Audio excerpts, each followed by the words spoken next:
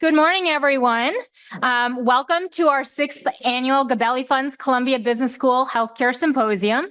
My name is Carri Chan, and I'm the faculty director of the Healthcare and Pharmaceutical Management program at Columbia Business School.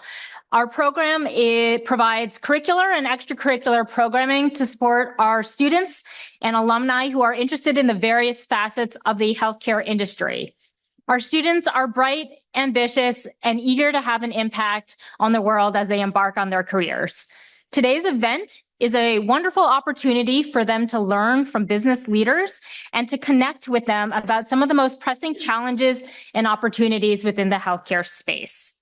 It is also an opportunity for them and our program to reconnect with so many of our alumni and industry friends. It's wonderful to see so many of you here today. It's a real testament to the strength, longevity, and connectedness of the CBS healthcare community. I want to extend our deepest gratitude to Mario Gabelli and the entire Gabelli Funds team for their continued partnership in making this symposium a reality. It's been a pleasure working with Jonas over the last few months, putting this together and the rest of the team. On behalf of our students and the healthcare program at CBS, we are so fortunate to have your consistent and enthusiastic support and engagement. This year, we have an exciting lineup of speakers and topics. I did want to make a note that we've had to make a few adjustments to the speakers due to some unforeseen circumstances. You can scan the QR code to find the most up-to-date program. Thank you to all of our speakers for being here today and sharing your expertise with everyone in the audience. We'll be exploring important areas from robotic surgery, digitization for patient care, and atrial fibrillation. Each of these areas offers significant opportunities for innovation and improvement for patient care.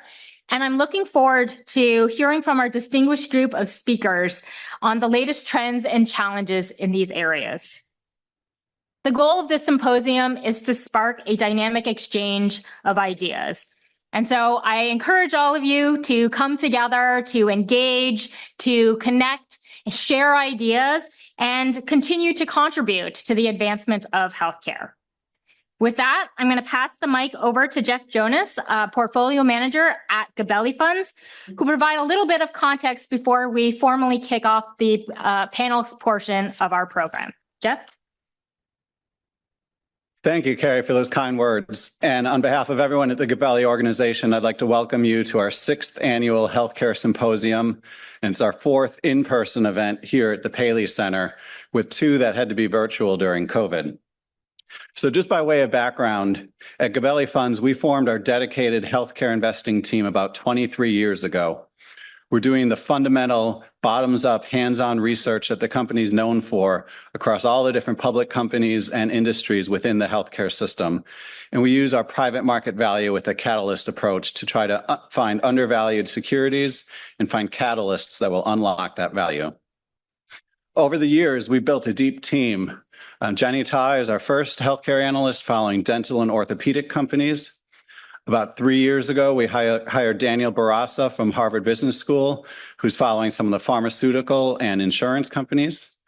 Our most recent hire from Columbia is Elena Meng, following some of the diagnostic and international healthcare opportunities. And also Rebecca Stern helps us on sustainability and public policy. Now, one of the main reasons that we got into healthcare investing is that we simply saw that the world is getting older. The baby boomers are turning 65 and entering their prime years for healthcare consumption. In fact, over 10,000 of them are entering the Medicare program every single year. And we're seeing even faster growth in the 75 plus and the 85 plus age cohorts that use even more medical care. We see similar trends in Europe with a population that's actually slightly older than here in the US. And we see the most rapid aging in Asia and other emerging markets, especially where the birth rates have slowed dramatically. All that has fueled significant demand for healthcare spending. In fact, we spend over $4.5 trillion a year here in the United States. That's just over 18% of GDP. You can see that it spiked during COVID as we dealt with the pandemic and as we gave significant aid to many of the hospitals and providers across the healthcare system. But now we've returned to what is somewhat of a more normal level and a more normal growth rate going forward. So we desperately need to find more efficiency and productivity and bend the cost curve going forward. Again, in Europe, they might not spend as much as a percentage of GDP on healthcare, but they still struggle to fund it, and they struggle to find enough providers and actually give the care that their citizens demand. And again, in emerging markets, spending is growing at a double-digit rate. When people enter the middle class, one of the first things that they demand is healthcare for themselves and their family. Now, for the last 2 years at this conference, we've been talking about the rise of the new GLP-1 class of drugs for type 2 diabetes, for obesity, and for other conditions like sleep apnea and liver function problems. That's well on their way to being over a $100 billion annual market, especially as we get new entrants and we get oral pill and other types of administration for these drugs. That, along with better lifestyle changes and better nutrition, has possibly started to bend the obesity crisis that we've seen in this country. We've actually seen a slight drop in recent years. That hasn't been enough to control healthcare spending, especially given the high cost of these drugs. But I think if we look out over the next 5 to 10 years, we could see some pretty dramatic changes in health and well-being and hopefully outcomes here in the United States. So investing, especially in the public markets, has been a little bit challenging this year in the healthcare sector, especially relative to the big rally that we've seen in the broader healthcare market. About a year ago, we started to see higher utilization across the system, higher inpatient admissions, higher surgical volumes. That's been good for hospitals, for people like HCA and Tenet, and for the medical device companies that supply them. At first, we thought it was just a temporary phenomenon, maybe due to pent-up demand from COVID or labor shortages that the industry has dealt with over the last couple of years. But as it's continued for most of the past year, it's starting to look like it might be the new normal for demand going forward. That's been a challenge then for the insurance companies that help pay for the care, especially in the government programs that have relatively fixed annual budgets.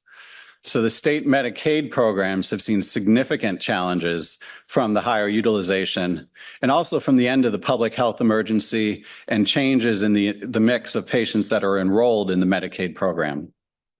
Medicare Advantage has also seen significant pressure, and perhaps some of the benefits there got a little too generous over the last couple of years, as well as tougher ratings for quality bonuses and stars.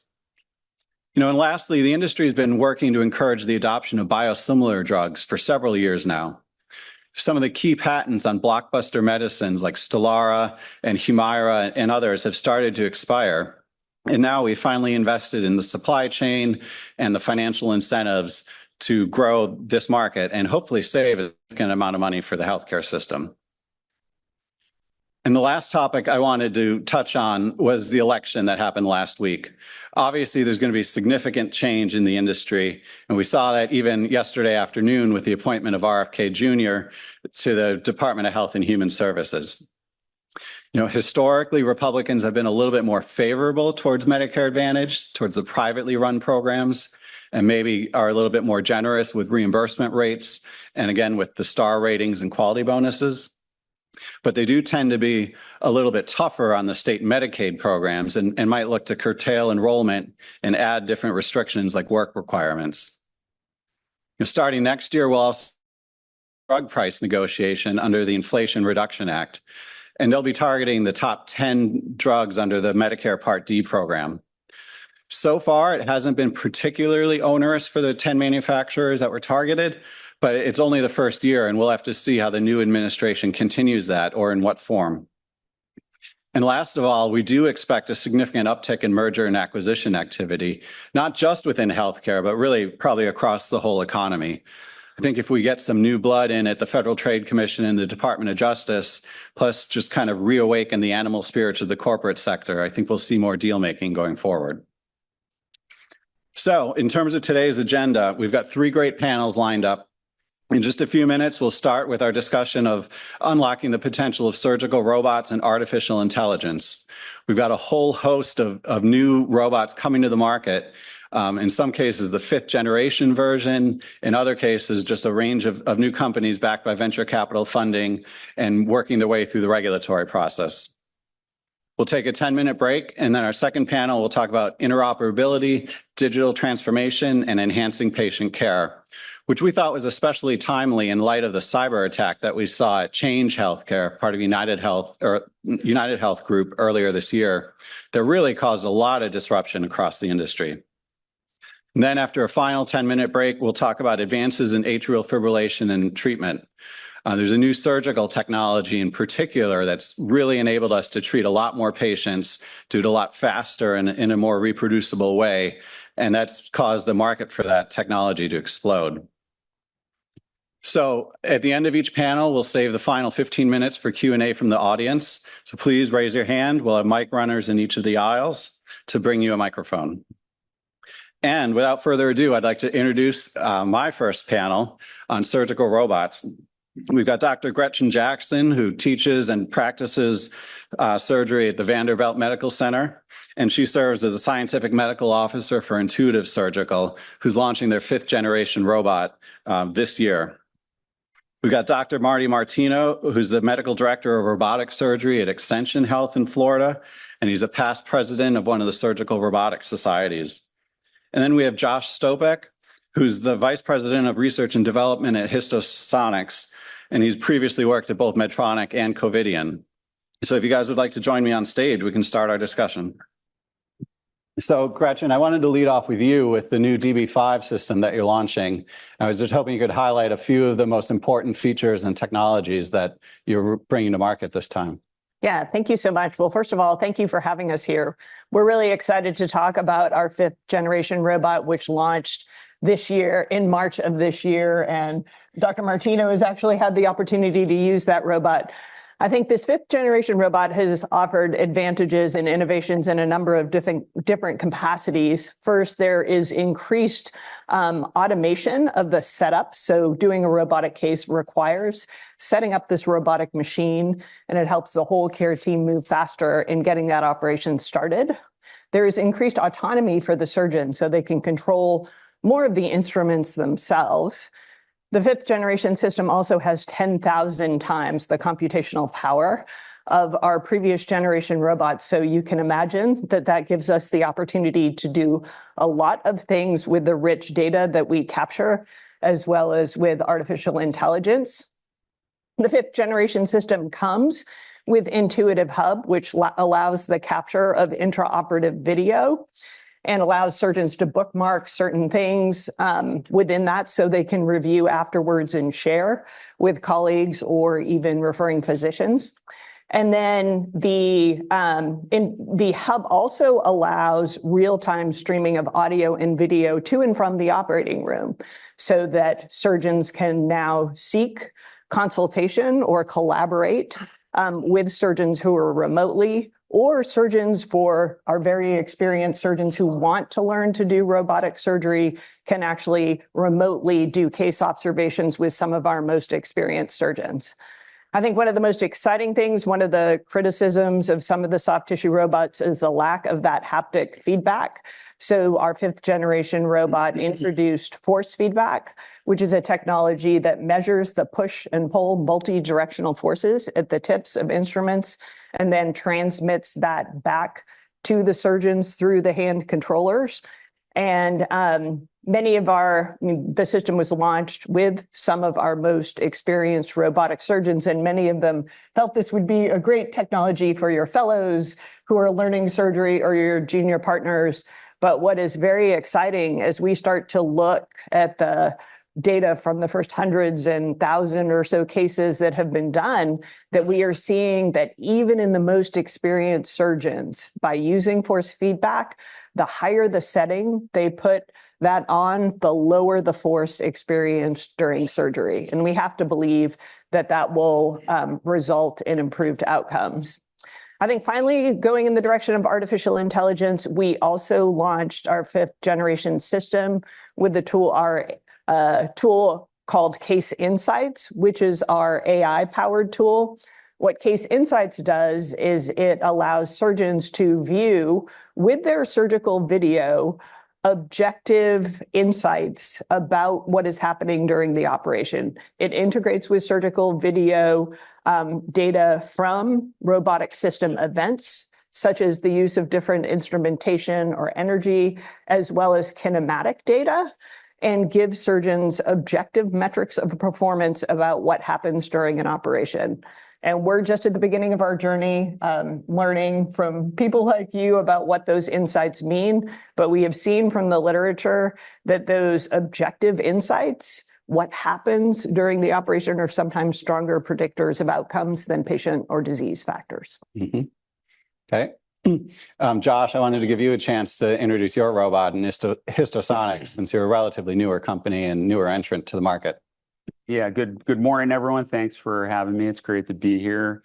As Gretchen mentioned, in launching the DV5, we're somewhat the total opposite. We're in the first year of launching our first version of our system. And at HistoSonics, we really believe in the fact that maybe there's the potential for many medical procedures not to be done laparoscopically or open, but actually truly non-invasively. So with our system, which we refer to as the Edison robot, it actually allows you to non-invasively destroy tissue and to do it in a completely automated fashion. So for Marty or his colleagues, and today we're treating liver tumors, primary and or metastatic. Unfortunately, most cancers end up in the liver, but the goal is you can visualize the tumor through our system. So it integrates, much like Da Vinci, integrates imaging, robotic positioning, and really the center of the platform is our breakthrough therapy, which we refer to as histotripsy.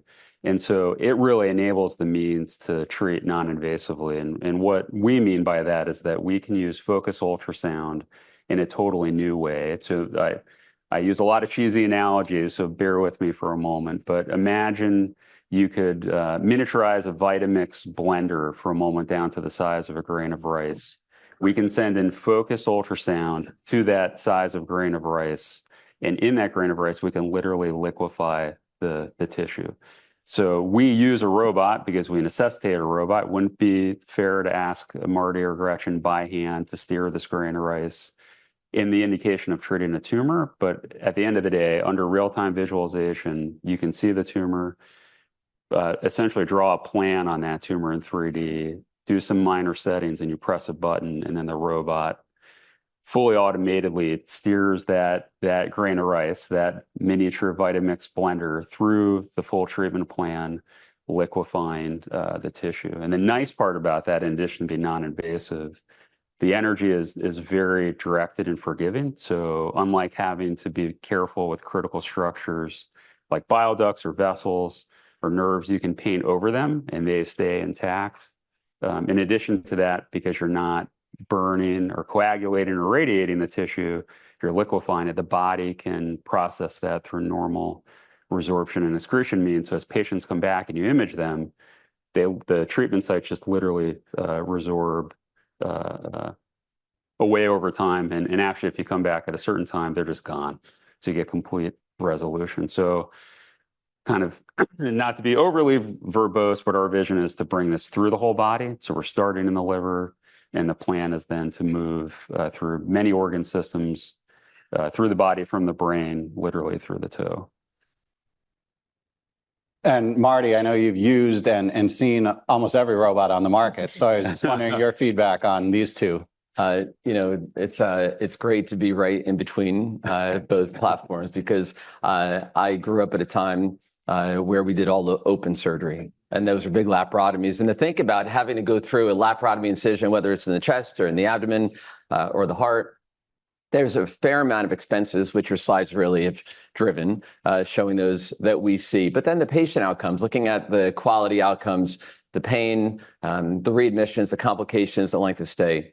And in 2001, Intuitive had one of the first standards, the 2001 over at Robert Johnson. I got to see it and be a part of that old standard. And it was a little challenging, but talk about innovative and transformative to step in. And over the course of my career, I've been fortunate to work through the many different 4 generations, and now the DV5, and see the transformation of how it's changed our patients' outcomes. Now that's the multi-port. So we've gone from open surgery to minimally invasive surgery. Now we're here thinking about incisionless surgery. So we were I'm the past president now of the Society of Robotic Surgeons, and SRS is a group where we have worldwide participation, and any robotic company or AI company in the world is recommended to come to this meeting. You all are welcome to be able to see the new technology. And this past summer, I was here and I saw this bubble cloud. And it's only when you see it to really understand and appreciate it. And I saw a few people around it, and sure enough, there was a liquefaction of a little image-like model that looked like a tumor, and it went away. And I said, this is going to change. So we made a visit and looked at the technology, and starting in the liver, and we've learned now they're in the kidney as well. And you start to think about, how do you really go to incisionless surgery? Because a lot of our patients are on, we do chemotherapy, immunotherapy, ADCs, and a lot of additional drugs that are on there. And thank God they're living longer, which is remarkable. But there's a combination to be able to hopefully eradicate and cure cancer. We need the multi-port systems. We need the incisionless surgery. We need pharma to work together to deliver value for our patients and really to help us have better outcomes. So I'm super excited. I feel like I'm just at the beginning, just so you know. We talk about, when you're starting, this is just a great, exciting time to be in medicine. So I'm excited. I know in the early days, cost was one of the big factors of the robot, of both the system and the instruments. Maybe Gretchen, can you talk about some of the creative financing mechanisms that you've offered to try to overcome that? Sure. I wouldn't say that I'm necessarily the expert on the financing mechanisms, but I do know that for our academic centers, there are opportunities for the centers to essentially pay by use, and it allows them to build up their fleets much more quickly and accommodate to sometimes a growing and changing environment. One of the challenges around robotic surgery, especially when people are trying to get started, is that access to the technology and access to people to learn from. And so one of the things that our telepresence capabilities have enabled is the ability for people to learn remotely, which is helping people scale up. And I think these programs for alternative financing, or the sort of essentially pay as you go, will be useful for those as they start to ramp up a program. And Marty, I think you told me previously you've always been able to find financing. Your system's been pretty supportive.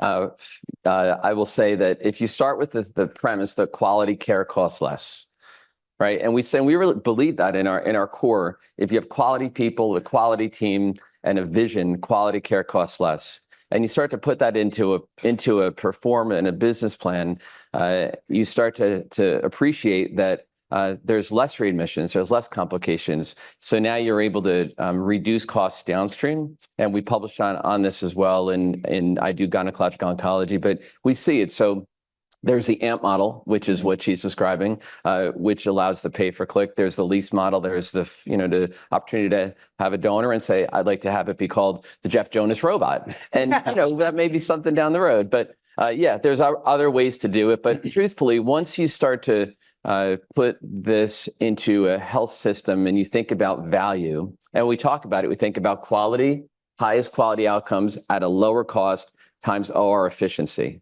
And you solve that equation, that drives the value. And that's how we deliver it. And it's really been transformational.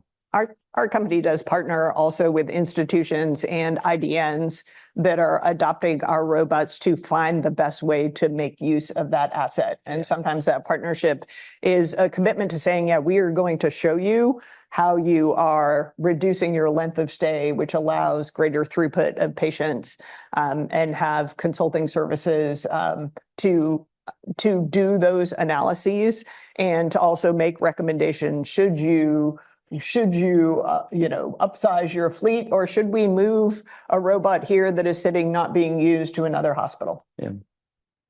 And Josh, I think you were able to get a specific reimbursement code that's really helped with the payback period. Yeah, I would say price for us has not been a barrier for system placements. The patient and clinical demand is pretty tremendous. We have a number of systems even here in the city at multiple hospitals, and we've had hospitals actually ask us to take them off our website because they can't keep up with the demand. I think we realize, because we're such a novel technology, so many lessons learned with new devices coming out where startups try to leverage existing codes that were not great, if at best lost leaders. We wanted to do it totally differently. We wanted the reimbursement to be commensurate with the power of the technology so that Marty, Gretchen, and others could build programs.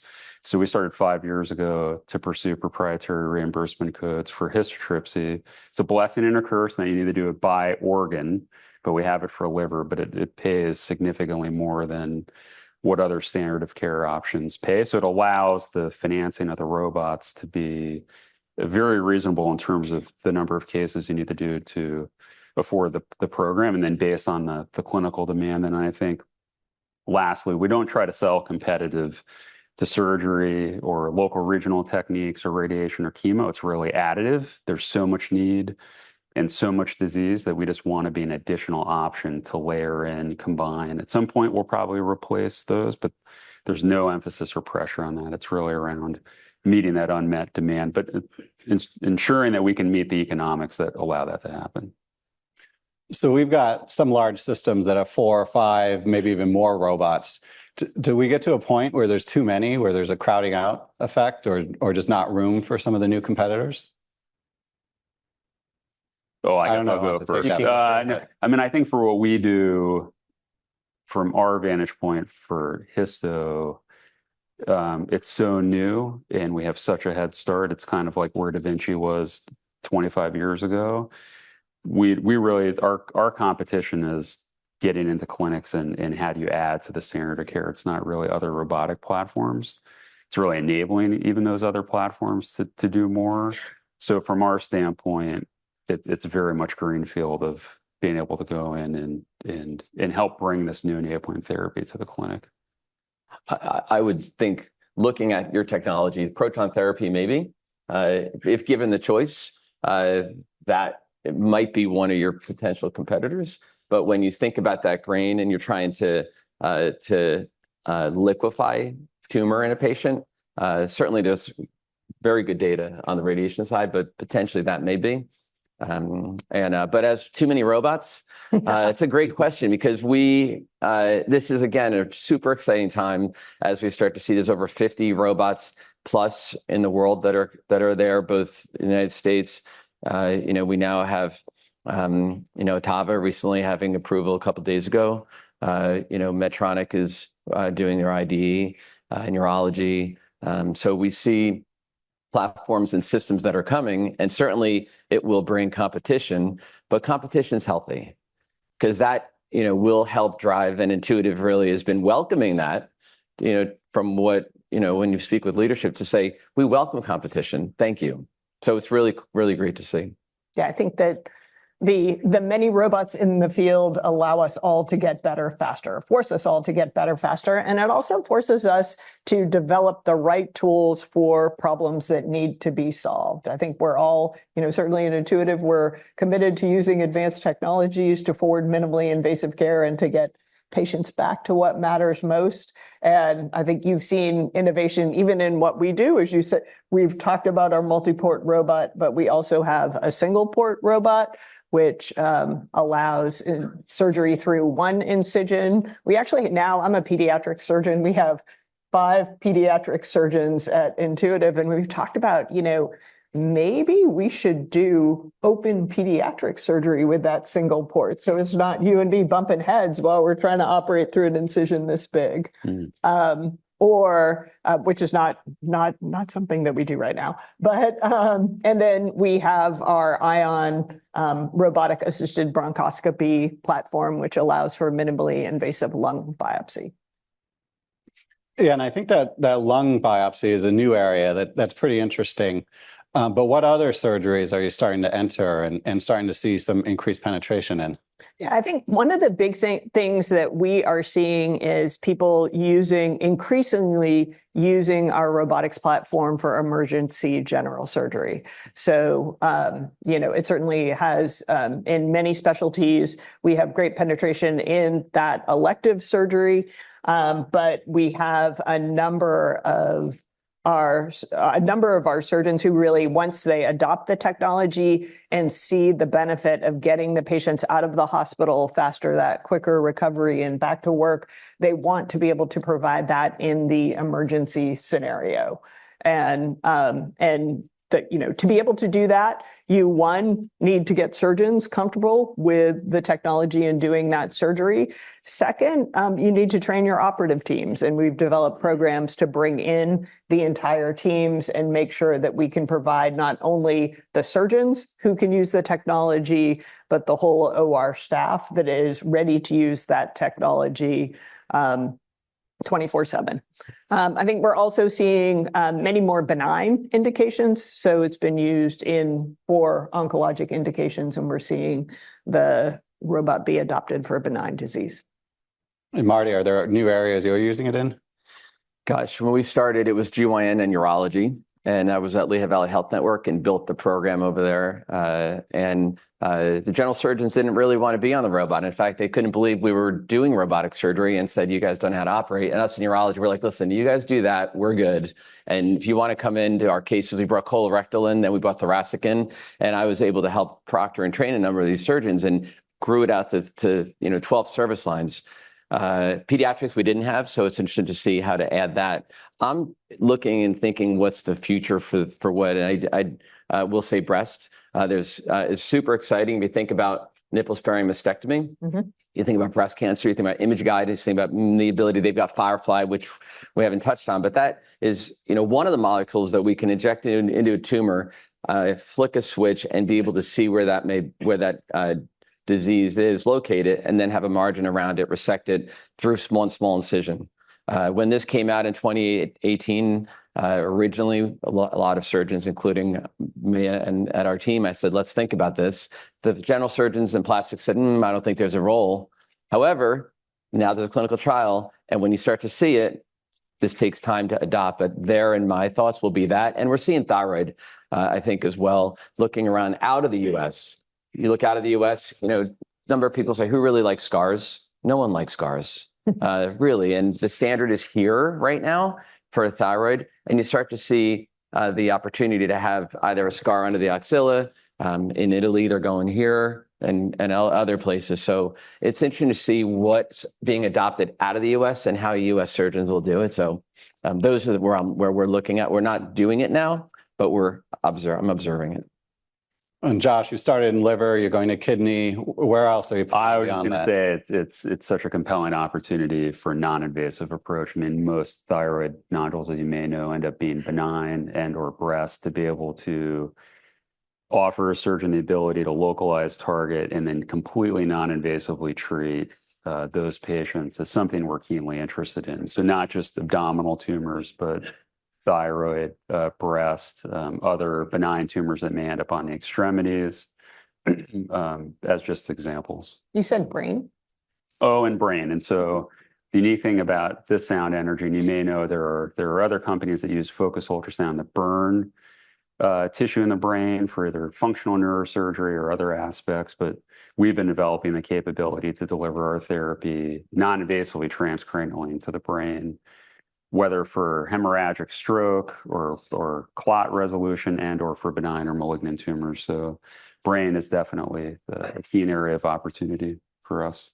And here's what's interesting is that when you think about what users would use the technology to have credentialing and privileging, you're suddenly, if there's surgeons in the room and my colleagues that are here, there's opportunity for not just a surgical oncologist to do these procedures. So you're talking about the GI surgeon who may want to be able to have privileges to do this, the interventional radiologist, the neurosurgeon, the urologist, the GYN. We're seeing incredible demand, and I'm sure you are too. Yep. But as we're looking to see about building a platform in Florida, I'm in Jacksonville, Florida, as we're starting to see now building that across Ascension and seeing where and who and how radiation oncologists will likely be doing this as well. So that's going to be interesting to see how they're trained and then how the outcomes are as well.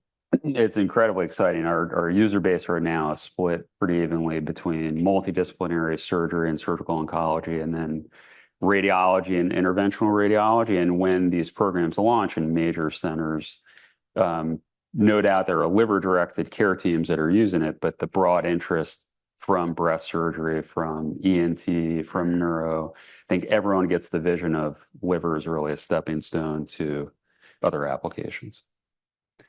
We touched on the importance of imaging and the new Firefly system. Could you walk us through a little bit more about that technology and how it's helping? Yeah, sure. So Firefly is something that has been around for a while, and it is a technology that allows us to light up, most commonly used probably for the biliary system. So used in cholecystectomy, which is removing the gallbladder. In general surgery. In general surgery. I'm gonna, I'll start with general surgery. Yes, and while this is a very common operation that is done frequently in our country, there can be, and most of the time goes well, but there can still be severe complications. One of the most severe is injuring one of your main bile ducts that goes to the liver, and that can require a major anatomical reconstruction to correct. And so that is a complication one wants to avoid.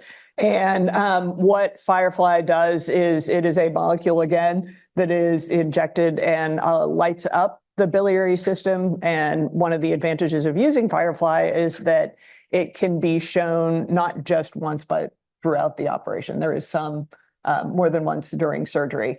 It also can provides an indication of perfusion and is used both to look at tissue and understand if you have an unhealthy piece of tissue, of what tissue might be healthy, how much you want to take out and how much you want to leave in, and also can help with the identification of lymph nodes.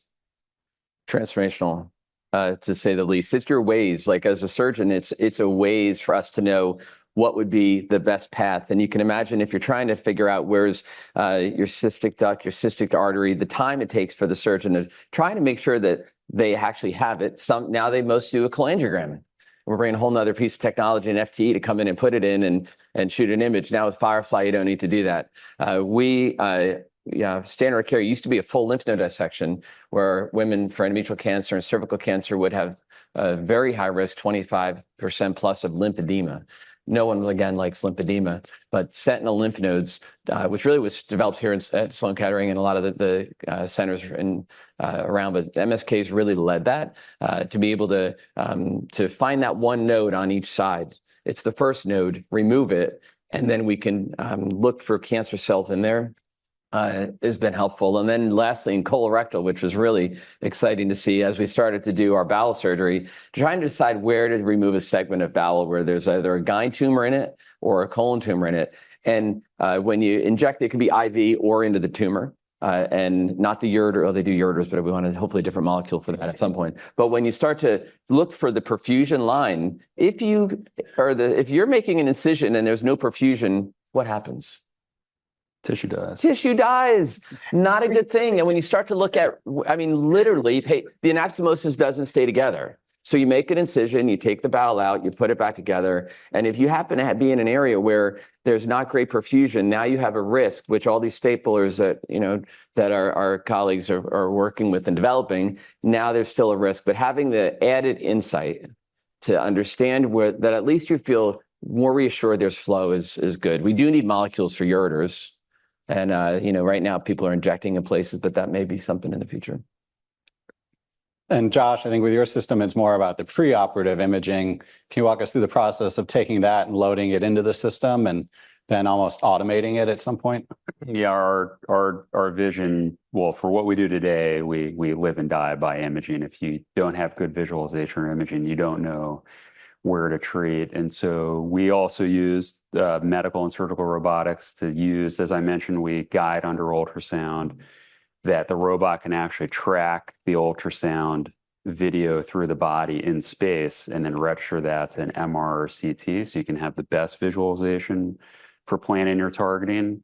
We're also very sensitive in some indications, as Gretchen mentioned, in the head, in the chest, and other areas where you typically don't have good ultrasound visualization. We've developed the capability where you can take the robot and register the robot and its coordinate system to the imaging system. So with a patient on the table, if you collect an image, any image that comes to the system, that focus is known right away on the system. And we would ask Marty or Gretchen, their colleagues, just pick where you want to go, and the machine sets up for them. So for us, again, not to be repetitive, surgical and medical robotics is a necessity to automate tasks that we want to help surgeons and care teams perform where the machine can help them. It doesn't practice medicine for them, but if there are tricky planning and setup steps and or actually executing the procedure, it'd be incredible if you could do surgery and the robot do it for the surgeon while the surgeon observes. But that's kind of our vision with our non-invasive approach. So everything flows through having the best imaging that you can have.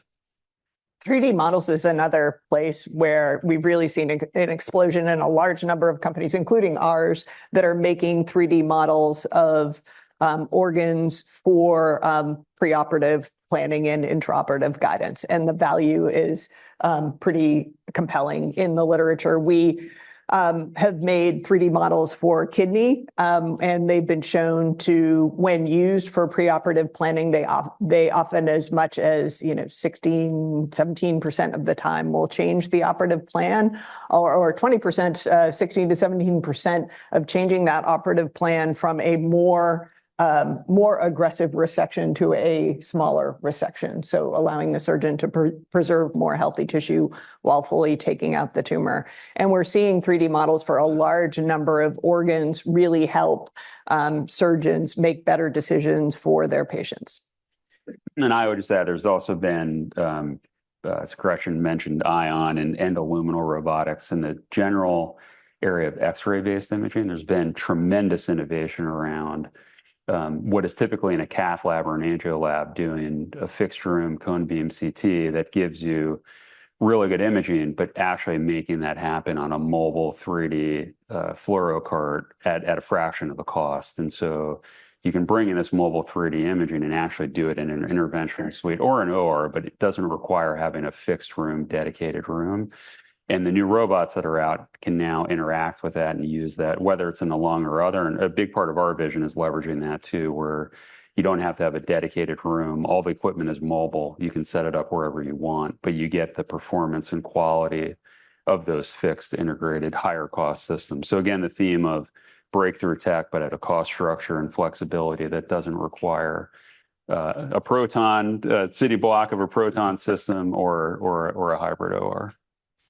Yeah, I guess, can we explore the advantages a little bit more of the mobile system? I know Medtronic's going that way with Hugo as well. I mean, is it just flexibility? Is it cost? Is it just not enough procedures being done with it yet? Yeah, for us, being mobile was really so much learning and respect for Intuitive and other high intensity focused ultrasound technologies, and thinking through if for what we have, knowing what they already have, what they do, and what they're invested in, to be flexible, to ultimately be multi-specialty and offer the ability to treat in the OR, IR. As Marty mentioned, different specialties have an interest in our technology. We became pretty convicted we have to find a way to have this be a wheelable cart. So you could wheel in through the hospital, different suites and rooms, and we just want to enable the ability to deliver therapy. So our whole business model became centric around making it mobile. And then in the world of therapeutic ultrasound, many companies that have fixed room dedicated facilities that require, for instance, a dedicated MRI scanner for planning and therapy delivery, it's just hard for the economics to work if you need that dedicated room. And so it put a lot of stress on our team to figure out how to design that mobile system, but that's where we landed, and that's our goal.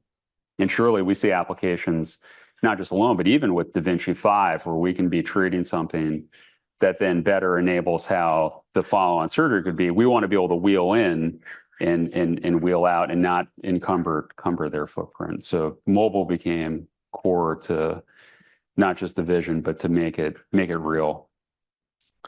So you think about mobile, this is under anesthesia today for the most part, but potentially it may not be under general anesthesia. So now you may be in an IR suite under sedation, and to be determined how this develops, but that may decant some of the operating room, which our orthopedic surgeons will love. But when you think about the mobility, right, we've got the modular arms from Hugo.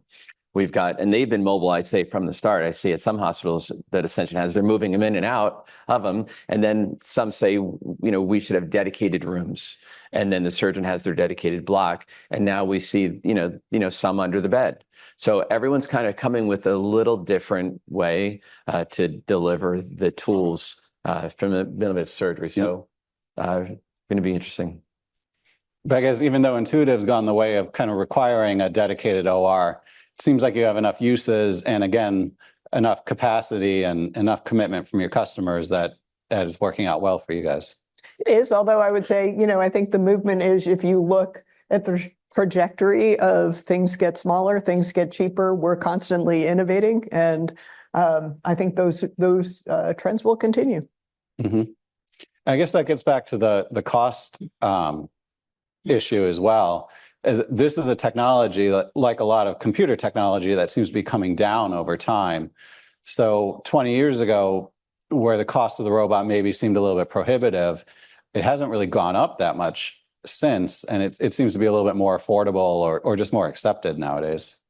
And so I think we're also, I think one of the most compelling things is that we're also showing increasing value. And that is because people are gaining experience with the system. We have a larger body of users with more indications, and we're just starting to see the benefits, where initially, some of that ergonomic value of just not having someone doing a laparoscopic operation torquing on your body wall was the greater functional recovery, length of stay. Now with more experience and people doing more complicated and advanced operations like emergency general surgery, like people increasingly doing complex hepatobiliary operations like Whipples in a minimally invasive way. Like when I trained in surgery, I didn't think that those two things went together, that we're really starting to see less blood loss, fewer transfusions,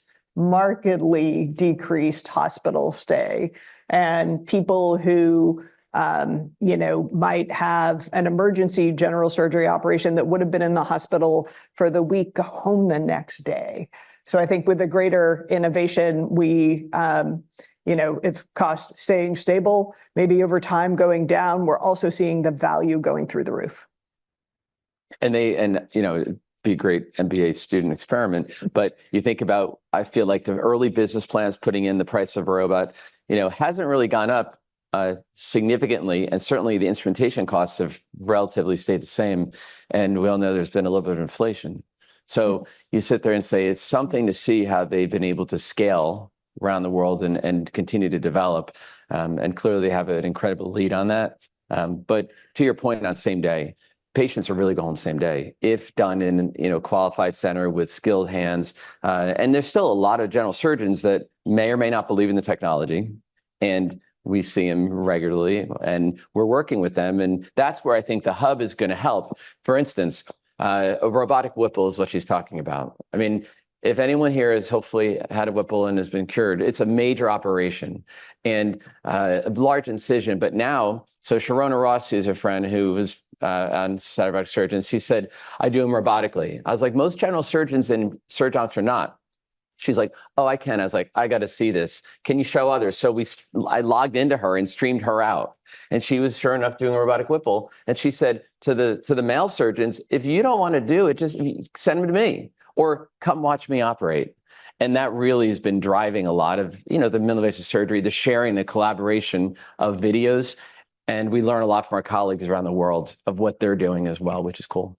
Yeah, I think I can't emphasize enough the ability to use telepresence to go observe others and the impact that is having, one, on adoption of robotic surgery, but also on health equity. And we have a surgeon in the middle of Wyoming, 90 miles from the closest robotic surgery expert, who wanted to adopt this technology. And he's someone like myself who's a mid-career surgeon, trained just when in the 1990s, when laparoscopic surgery was taking off. And we thought we were the cool kids doing that kind of minimally invasive surgery. But we just missed robotics. It wasn't part of our training program.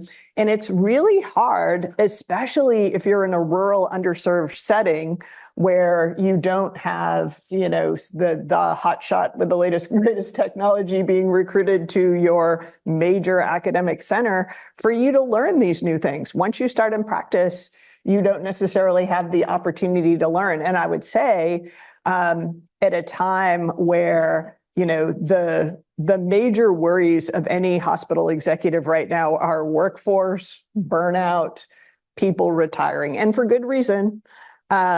There's nothing more exciting than being able to learn something new and hone your skills. So we have this surgeon in Wyoming who wanted to pick up robotics and be able to offer that to his patients. And he assembled, went and did our training on the platform. He's a very good surgeon. He knows how to do complex operations and has done many cases. And we provided him with a team of people to support him as he took on robotics through telepresence. And he was, started with the cholecystectomy, which most people in general surgery start with, and then was doing complex reoperative cases by his second week. And he felt he was able to do that because he could bring anyone, including a Sharona Ross, if he wants to decide to do Whipples, into his operating room. And I think that's really exciting. I mean, even without, there are people who, or centers that may have expertise in a particular procedure or have those reps on a particular disease state, and you aren't always exposed to that in your training. But how amazing to be able to say, wow, I have this really hard case and I'd like to bring the best person in the world into my operating room, and you can do that. I'm just going to think about where this is headed, because if that surgeon in Wyoming needs an extra hand, that's where we think about telesurgery, and we're talking telepresence, but remote surgery. So we had the Minister of Health from Angola come in to SRS this past summer, and she walked and she saw these and she said, I need to bring this to Africa. We need to bring this. And we're like, talk about being able to transform and help a community. So they bought, I believe, 3 platforms from Microport, and they've now been we're actively training through SRS surgeons there to be able to do this with the ability for telesurgery. We see in China and other countries the telesurgery still being evaluated, but without question, that's something in the future. And in the United States, there's nodes that are being built around, Dillon is working with Savato to see where these are. And I would ask, are you close to opening up and letting me operate from Jacksonville to Pensacola? Well, I think I could say globally, I don't think that the barriers are technical. Right. So I think they're going to be medical legal, that we have to work out, what it means to be, and if it is allowed, and what the licensure requirements and the liability requirements. I think, the technical barriers of being able to do those things, those have already been shown, so that you can achieve that. And I have great hope also that those barriers will be overcome. We saw what happened with telemedicine visits before the pandemic. Nobody did it was very unusual for people to do telehealth, and it was rare. And now I want that. I had a cold a month ago, and I'm like, I'm not going to sit in an office for an hour. I don't have time. I can do a Zoom call from my home office, pick up my kid on time, and get the medication that I need. So I think, all those barriers came down with the pandemic. I think we'll see the slow evolution there also. Awesome.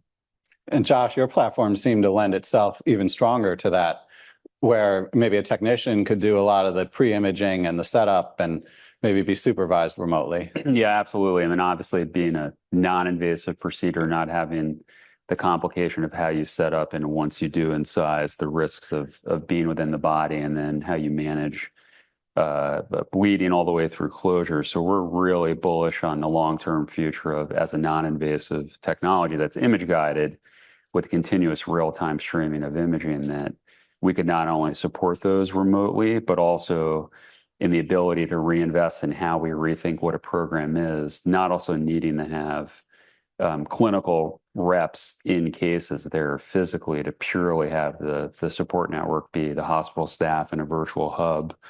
And then today we can stream our cases today. I'm a case addict because I just love learning about how our procedures are going so we can better help configure and iterate the technology for patients and our treating physicians. And it's just incredible to be able to see a case happening in real time. So I think the future potential for that is pretty limitless. But still having surgeons, there's still a job. Yep.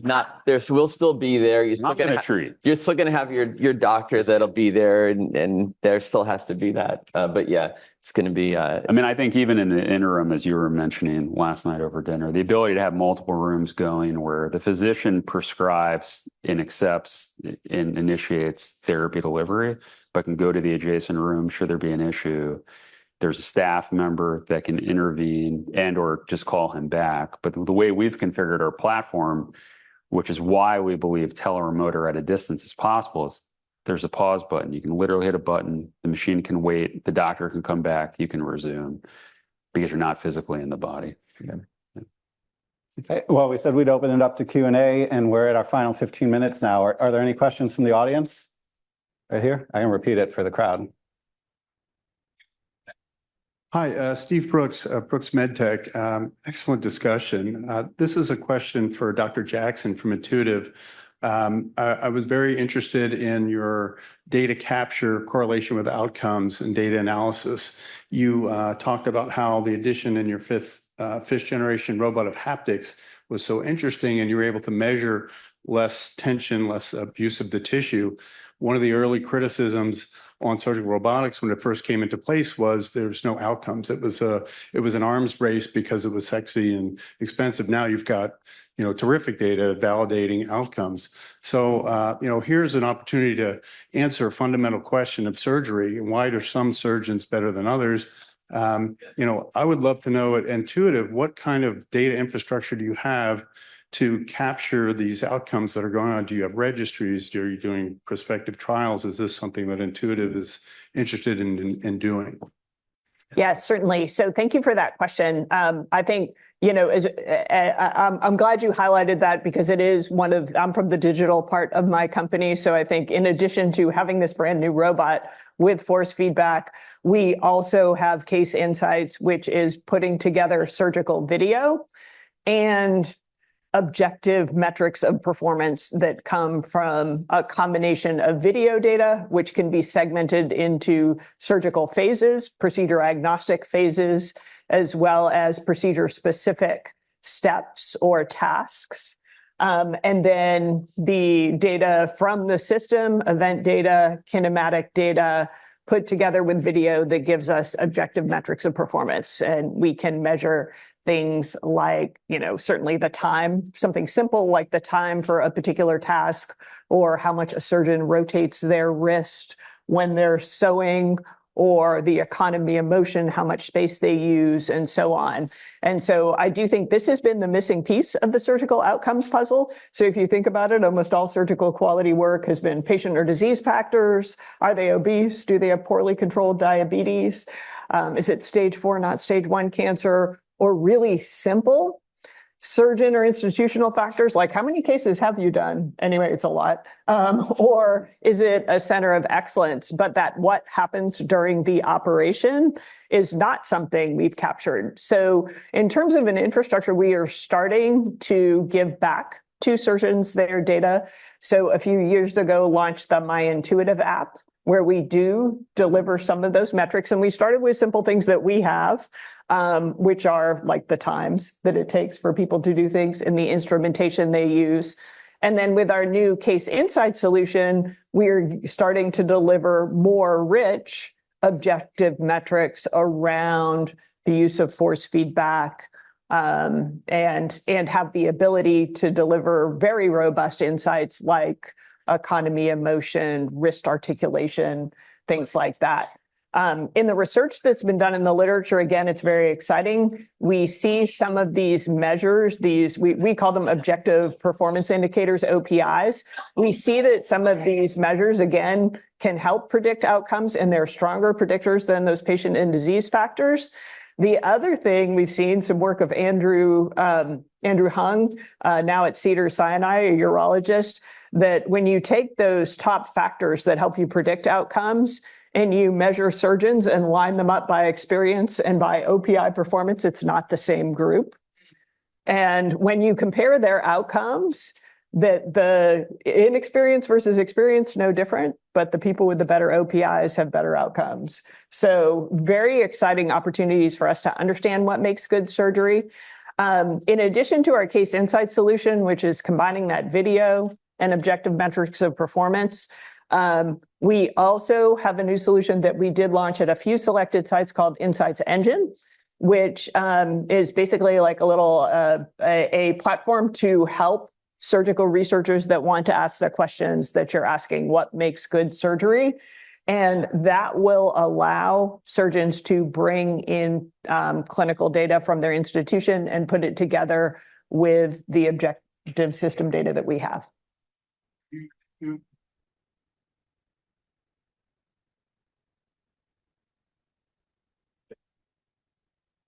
We do have some partnerships also with organizations in bringing together some of that data at scale, and have worked with a group in Germany to bring together clinical outcomes and do analyses, and are working with some of the other larger data set providers to be able to bring those data sets together at scale. So stay tuned. These outcomes. Some companies, Abiomed was really successful over 10 years with their VADs before they even got approval of capturing this data. And now they're just cultivating this data to get new indications and publish papers, monthly. So it's an incredible opportunity. And I wanted to hear if Intuitive was actually capturing that. And let me just add on to that is really one of the questions I look at that is if I need my gallbladder out today, which hopefully I don't, who am I going to go to? We're going to see. John.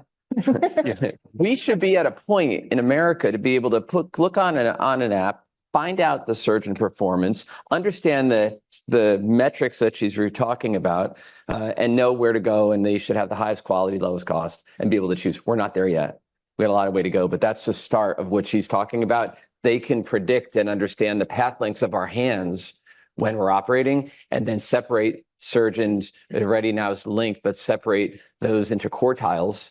Even the top 1%, like Informed is looking at that with the top 1.1% of surgeons, creating a pool of surgeons, and then go direct to payers and say, hey, that's one of our top people. So there's a lot of new things that are working on. I like to think about these objective metrics, not as just good, bad, but as actual levers that you as a surgeon can pull in the operating rooms, or dials you can turn to get the outcome that you want. So we all know that sometimes we have to make trade-offs in intraoperative decision-making. So I had a patient who had a child who had Kawasaki disease. They had big coronary aneurysms. I did not want them to clot them off and drop dead. So the operation that they needed, I wanted to do it as quickly, safely, but as quickly as possible. So it may not be as the most delicate, the most finessed operation that I did, so that we get them out of the operating room alive. And you can imagine that the OPI profile, the objective measures for your best oncologic outcome might be different than your best functional outcome, which might be different than your fastest operation. And sometimes as a surgeon, you have to make those trade-offs. So I think we're giving surgeons more tools to be able to understand what contributes to outcomes in their technique, and to, turn those dials as you need to have the best outcome for the patient. Okay, we have another.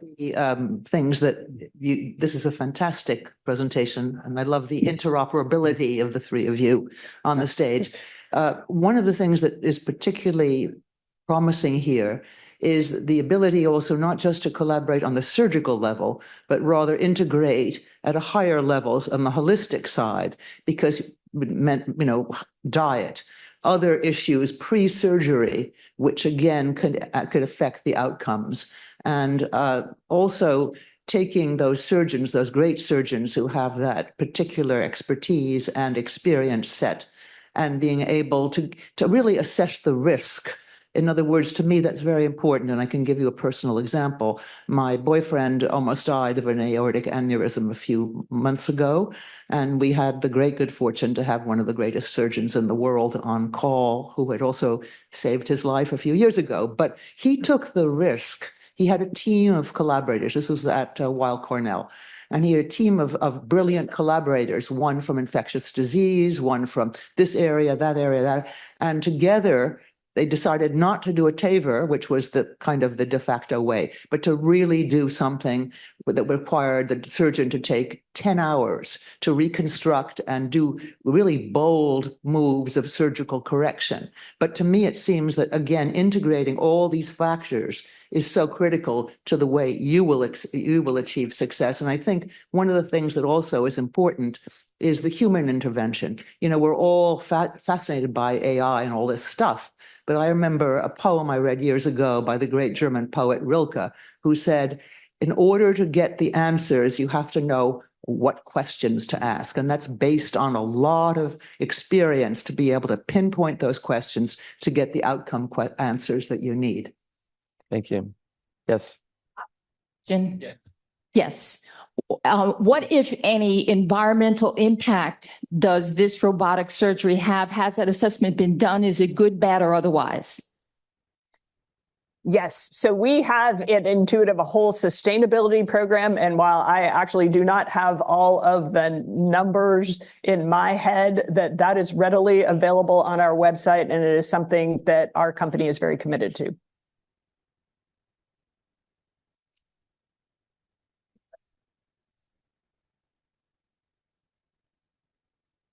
Yeah. So a two-part question, if that's okay.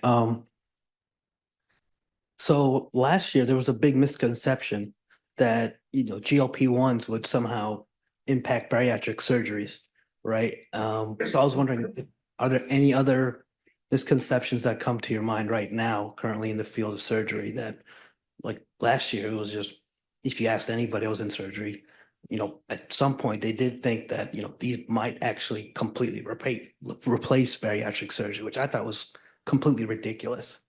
But, you know, I imagine that there's probably still some misconceptions. So any idea what those misconceptions might still be? I mean, I will tell you, which is why I'm glad to be between the two of them. I'd be more concerned about the stuff he's developing, because that is going to start to go throughout the body. And I'd be, you know, as that is adopted, and if the outcomes continue to show what they may be showing, it's going to be really interesting to see. That's sort of where my mind is first going with that. I don't know. What do you think? Yeah, I think actually and I'm excited about too, I will say that there's a great opportunity for our healthcare ecosystem business to be turned on its head in the next couple of years, and for us to return to understanding the effects of the environment, our diet, and our activity, and how that influences disease. A lot of chronic disease, most of the chronic disease burden is from what we eat or poison that we're getting from our food. You know, unless you're walking on the outer aisles of the grocery store, you're likely ingesting something that's just terrible for you. And there's so many hormones in the food, as well as, you know, just high caloric density foods. So I think there's a great opportunity for us to go back to some of the basics. I think if you want to read a great book, was transformational for me, Food Over Medicine. And I think we'll be going back to food over our medicine. I hope our medical educational system will also start to focus on those interventions first. And I'm most worried and absolutely overjoyed to think about people being a lot healthier. I'll try to ask it from here if I can. Yeah. Given the way technology is evolving in so many different related ways, there's always a lag factor. Law, regulation, and insurance. Are there any particular barriers that are now existing in terms of the way this had to be done, that are causing delay which cannot be overcome, or it's starting to change with the groups with whom all of you have to interact? It's a great question. The hospitals have the doors open to be able to have the technology. When we think about robotics, in 01 is when, I'd say, it started to be developed. It got FDA approved in 06 for GYN. And it really, even in 2012, 13, 14, ACOG was still saying avoid robotic surgery. It took about 10 to 12 years for that to go. And for me, I would say, it was about 7 years for me to really, I did not want to do this in 01. I was fine doing laparoscopic surgery, excellent surgeon. And then I'm like, wait a minute, there's something different about this. I can see in 3D wrist articulation, and there's something different. It took me 7 years to be able to get that. Hopefully with telesurgery and things, we can now adopt that as well, make it shorter.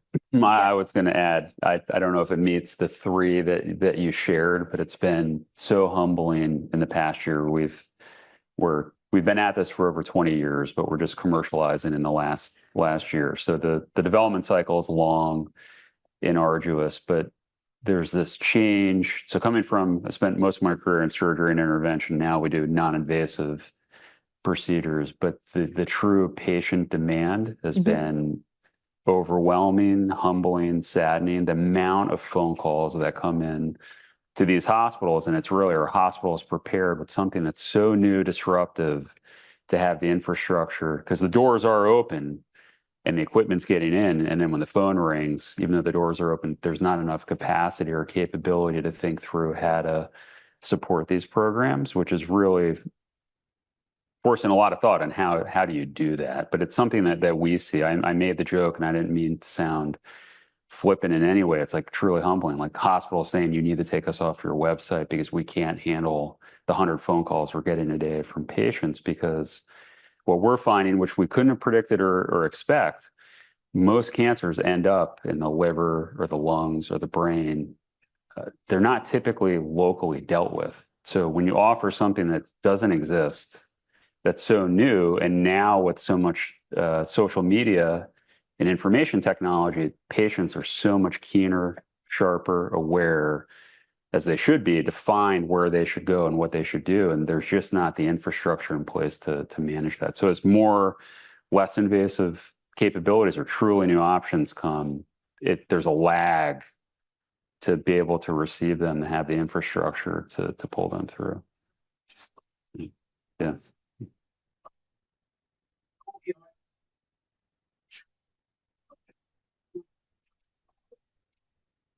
What amount of money?